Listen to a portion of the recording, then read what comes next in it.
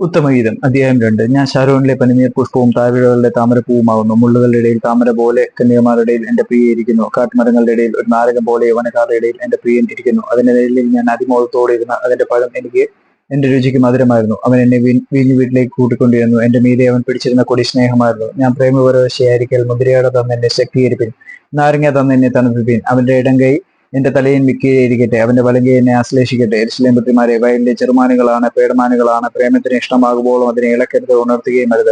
അതാ എന്റെ പ്രിയന്റെ സ്വരം. അവൻ മലകളിന്മേൽ ചാടിയും കുന്നുകളിന്മേൽ കുതിച്ചും കൊണ്ടുവരുന്നു. എന്റെ പ്രിയൻ ചെറുമാനും കലക്കുട്ടിക്കും തുല്യൻ. ഇതാ അവൻ നമ്മുടെ മതിൽക്ക് പുറമേ നിൽക്കുന്നു. അവൻ കിളിവാതിലൂടെ നോക്കുന്നു, അഴിക്കടയിൽ കൂടി ഒളിഞ്ഞു നോക്കുന്നു. എന്റെ പ്രിയൻ എന്നോട് പറഞ്ഞത്, എന്റെ പ്രിയെ എഴുന്നേൽക്ക, എന്റെ സുന്ദരി വരിക. ശീതകാലം കഴിഞ്ഞ് മഴയും മാറിപ്പോയല്ലോ. പുഷ്പങ്ങൾ മരുഭൂമിയിൽ കാണായി വരുന്നു. വള്ളിത്തല മുറിക്കും കാലം വന്നിരിക്കുന്നു. കുറുപ്രാവിന്റെ ശബ്ദവും നമ്മുടെ നാട്ടിൽ കേൾക്കുന്നു.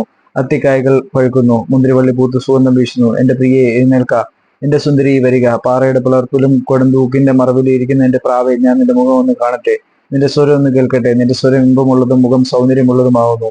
ഞങ്ങളുടെ മുന്തിരിത്തോട്ടങ്ങളിൽ പൂത്തിരിക്കിയാൽ മുന്തിരിവള്ളി നശിപ്പിക്കുന്ന കുറുക്കന്മാരെ, ചെറുകുറുക്കന്മാരെ തന്നെ പിടിച്ചു വരുവിൻ. എന്റെ പ്രിയൻ എനിക്കുള്ളവൻ, ഞാൻ അവനുള്ളവൾ.